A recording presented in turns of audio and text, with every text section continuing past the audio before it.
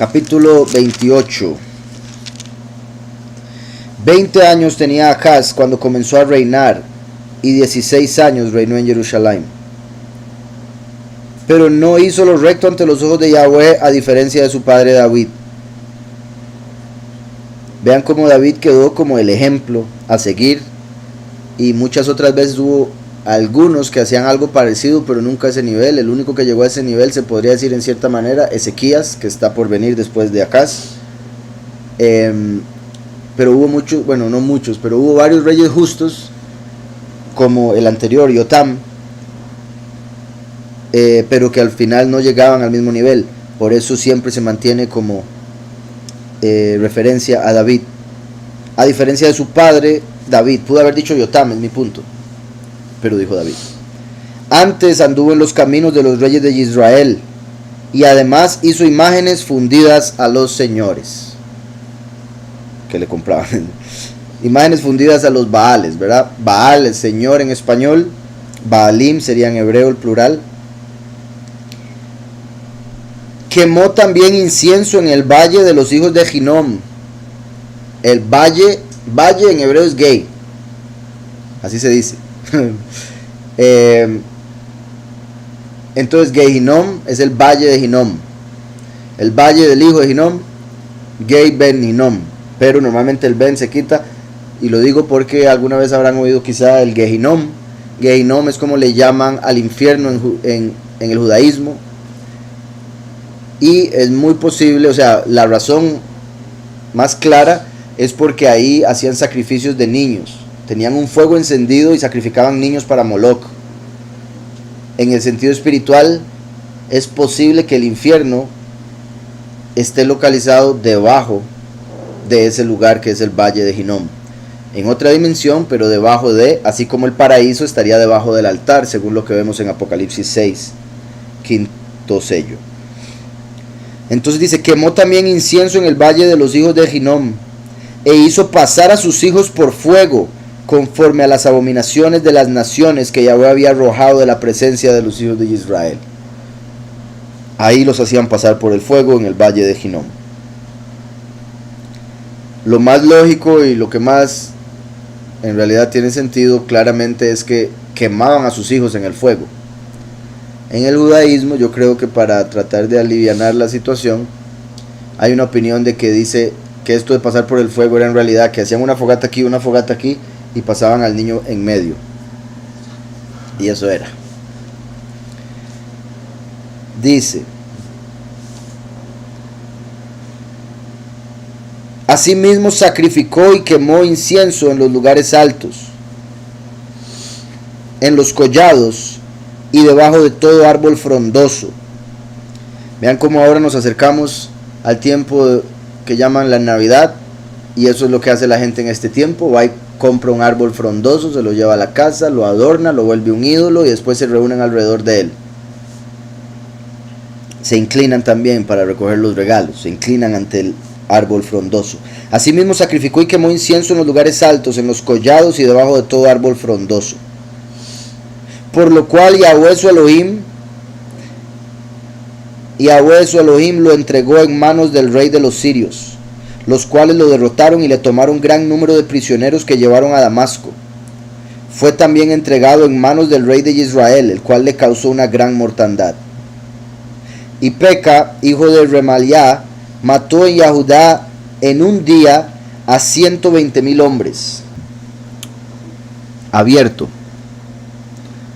Pekaj,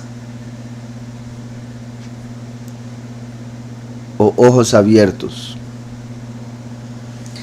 Entonces dice, y Pekaj, hijo de Remaliah, mató en Yahudá en un día a 120,000 hombres. Ese número aparece muchísimas veces en la escritura, 120, y se conecta con los 120 jubileos que habrían desde Adán hasta el fin de los tiempos. 120, como se le dijo a Noah, la carne del hombre será de 120, la vida de la carne del hombre será 120 años, para representar que habrían 120 jubileos. Por eso viene Moshe y vive 120 años exactos. Se dice que muere en el día de su nacimiento. Entonces, decía, 120,000 hombres valientes, por cuanto habían abandonado a Yahweh, el poderoso de sus padres. Mostrando cómo en el jubileo 120 va a morir una gran cantidad de gente por haber abandonado a Yahweh. Asimismo, Zicri, hombre poderoso de Efraín, mató a Maasyahu, hijo del rey, a Azricam, su mayordomo, y a Elcana, segundo después del rey. También los hijos de Israel tomaron cautivos de sus hermanos a 200,000, entre mujeres, muchachos y muchachas, además de haber tomado de ellos mucho botín que llevaron a Shomrom. Nombres aquí rápidamente. Remalyahu, protegido por Yahweh. Zicri, memorable, o me acuerdo.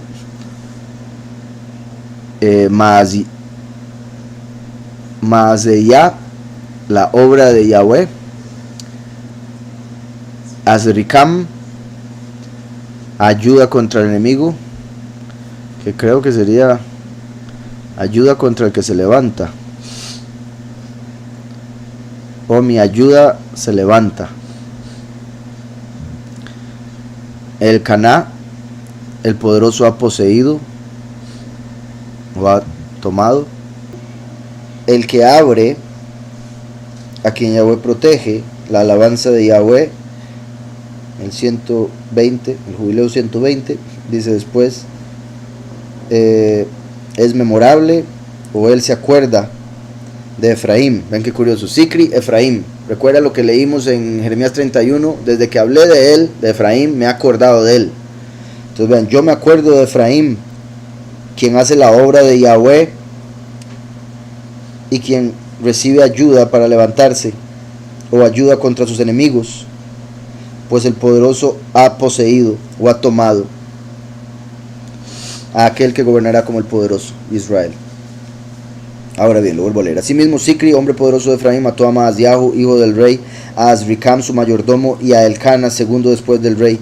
También los hijos de Israel tomaron cautivos de sus hermanos y 200,000, a 200,000, entre mujeres, muchachos y muchachas, además de haber tomado de ellos mucho botín que llevaron a Samaria. Había entonces allí un profeta de Yahweh que se llamaba Obed, siervo, el cual salió delante del ejército cuando entraba a Shomrom y les dijo: Yahweh, el poderoso de vuestros padres, Yahweh, el poderoso de vuestros padres, por el enojo contra Yahudá, los ha entregado en vuestras manos, y vosotros los habéis matado con tal ira que ha llegado hasta el cielo. Vean eso se parece a algo de lo que Yahweh le dice a Heilel en una de las profecías con respecto a cómo Yahweh puso a Heilel con autoridad sobre el pueblo, pero se le pasó la mano, como acusador llegó a herir más de la cuenta. Como aquí Yahweh le dice a Israel: por el pecado de Yahudá yo les permití que los vencieran, pero a ustedes se les pasó la mano porque lo hicieron con demasiada ira. Entonces dice: y ahora habéis determinado sujetar a vosotros a Yahudá y a Jerusalén como siervos y siervas, pero no habéis pecado vosotros contra Yahweh vuestro Elohim. Oídme pues ahora y devolved a los cautivos que habéis tomado de vuestros hermanos, porque Yahweh está airado contra vosotros. Entonces se levantaron algunos hombres de los principales de los hijos de Efraín: Azariahu, hijo de Johanán; Berequiahu, hijo de Mesilemot; Jizquiyahu, hijo de Shalum; y Amasa, hijo de Hadlai, contra los que venían de la guerra. Y les dijeron: no traigáis aquí a los cautivos, porque el pecado contra Yahweh estará sobre nosotros. Vosotros tratáis de añadir sobre nuestros pecados y sobre nuestras culpas, siendo muy grande nuestro delito y el ardor de la ira contra Israel. Entonces el ejército dejó los cautivos y el botín delante de los príncipes y de toda la multitud, y se levantaron los hombres nombrados, tomaron a los cautivos, y del botín vistieron a los que de ellos estaban desnudos.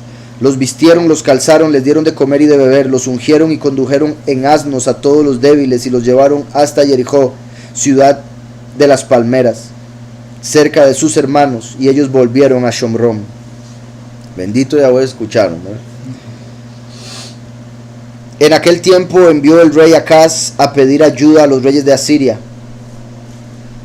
porque también los edomitas habían venido y atacado a los de Yahudá y habían llevado cautivos. Asimismo los filisteos se habían extendido por las ciudades de la Cefela, y del Negev de Yahudá, y habían tomado Bet-Shemesh, Ayalón, Gederot y Soco,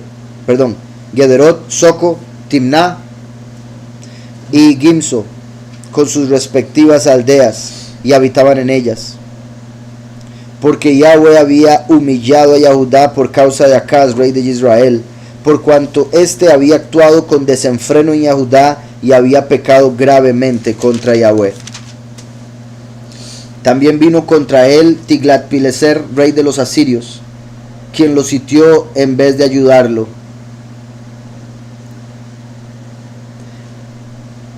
Aunque Acaz despojó la casa de Yahweh, la casa real y las casas de los príncipes, y lo dio todo al rey de los asirios, éste no lo ayudó.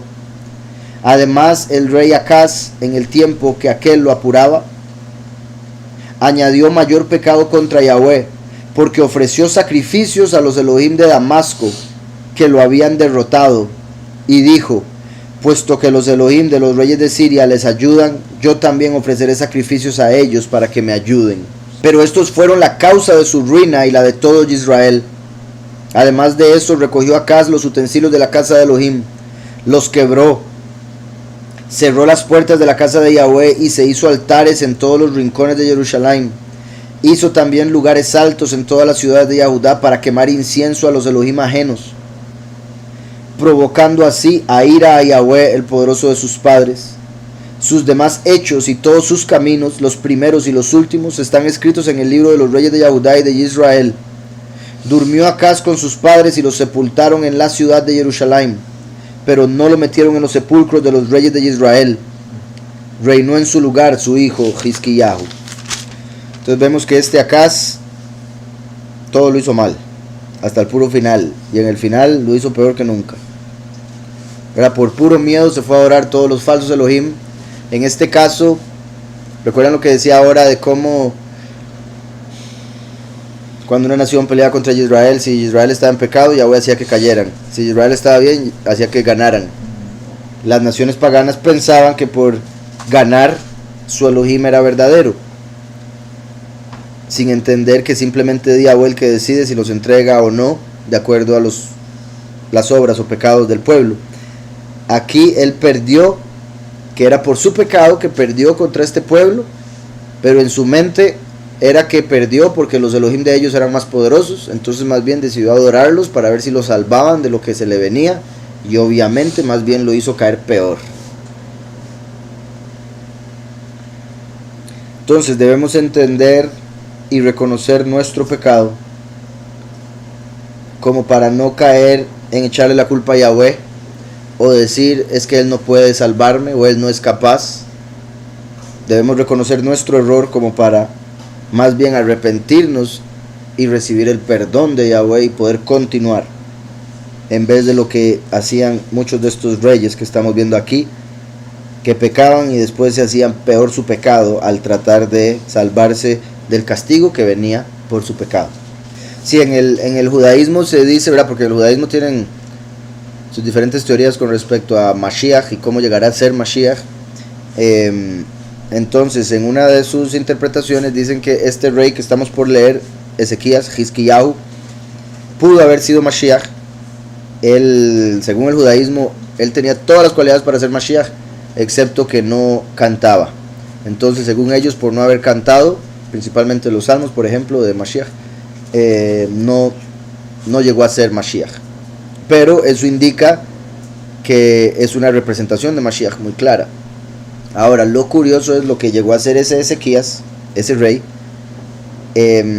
se conecta con la venida del último. Tras de eso es rey, Yahushua es sumo sacerdote, cosa que en el judaísmo no entienden muy bien ahorita porque no aceptan a Yahushua. Pero mi punto es que las cosas que hizo Ezequías se conectan con el fin, porque principalmente recuerda lo que leímos en Reyes, cómo fue Ezequías el que destruyó la serpiente de bronce que habían convertido en ídolo, Nehushtan. Yahushua dijo que así como Moshe levantó una serpiente en el desierto, él debía ser levantado. Entonces él estaba diciendo que la serpiente en el desierto lo representaba a él siendo colgado en el madero. Así como después de mucho tiempo ellos agarraron eso y lo hicieron un ídolo, hoy en día la gente adora la imagen de un hombre colgado de una cruz, y eso es el Nehushtan de hoy en día. Entonces, así como Ezequías destruyó a Nehushtan, el último tiene que destruir ese ídolo, esa imagen, y por ende la gente lo va a ver como maligno, porque para la gente eso es el Mesías.